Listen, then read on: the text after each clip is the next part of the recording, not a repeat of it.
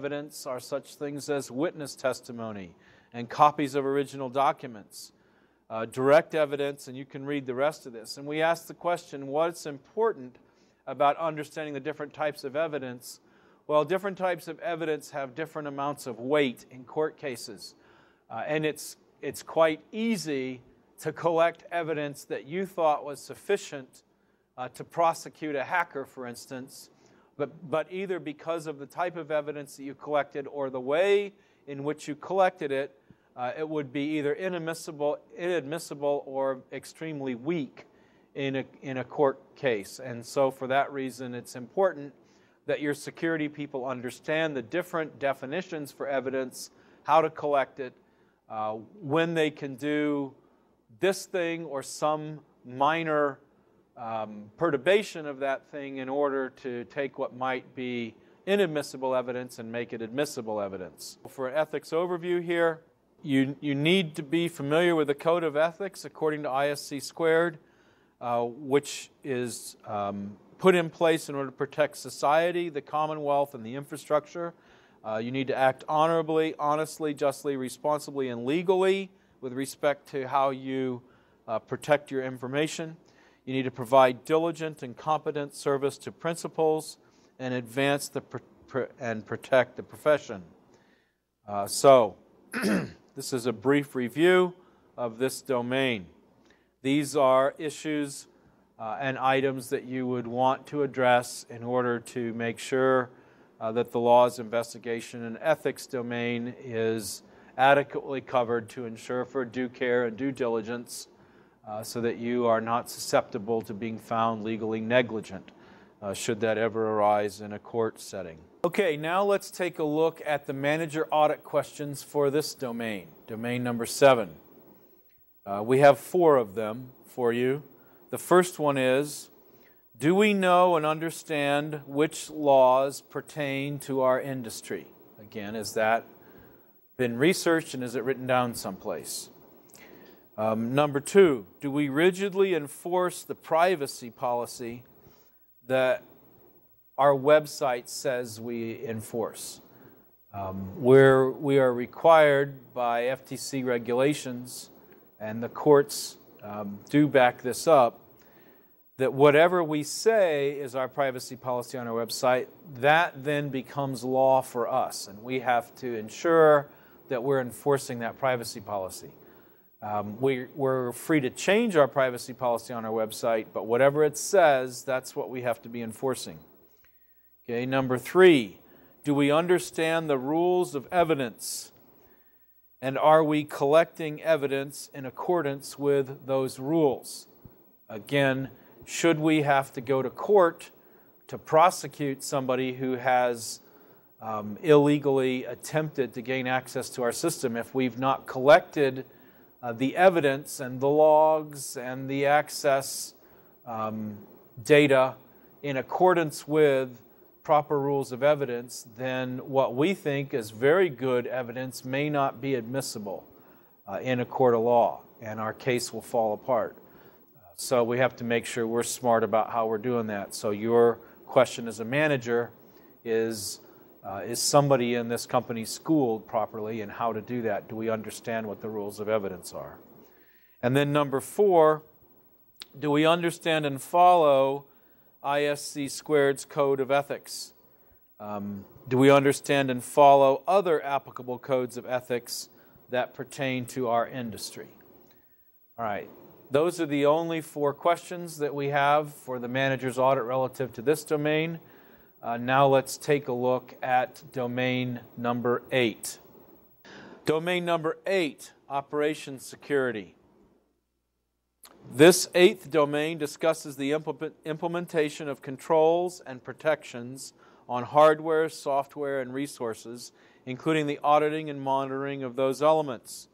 So we focus on protections for hardware, software, and data resources, detective controls, and separation of duties.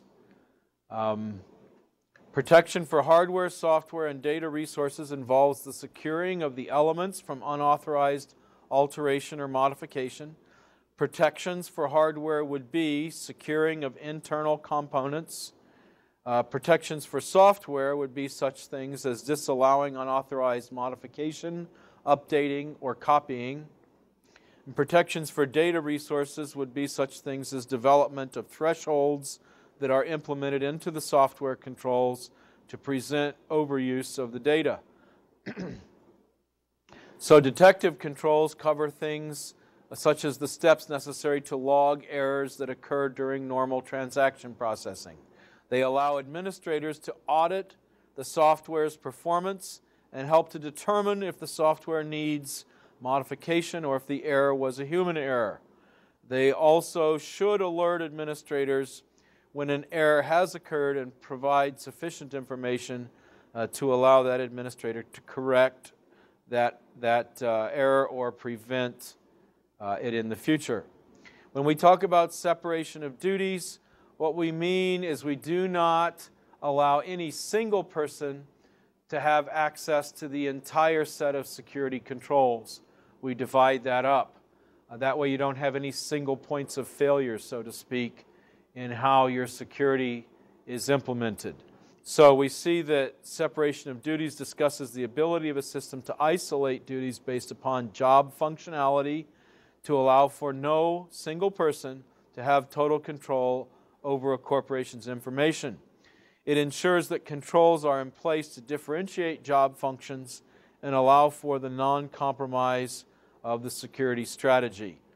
So that one was kind of quick. When we talk about operation security, we want to have protections against hardware, software, and data resources. We want to have detective controls. You want to make sure that you've addressed this notion of separation of. All right, now that we've had a chance to look at domain number 8, let's take a look at the manager audit questions associated with domain number 8. The first one is, have we properly secured the internal hardware components for our critical information assets? In other words, is it very difficult for one of our employees to walk into the server room, unscrew the case, and unplug a hard drive and walk out of the building with it? Question number 2, how do we disallow unauthorized modification, updating, and copying of our software applications? Again, what is our written policy? What are our written policy and procedures for disallowing that to happen? Okay, number 3, have we established and do we enforce thresholds to protect our data from overuse? Again, the thought here is if one of our customer service people is in the habit typically of accessing customer credit numbers at a rate of 8 per hour,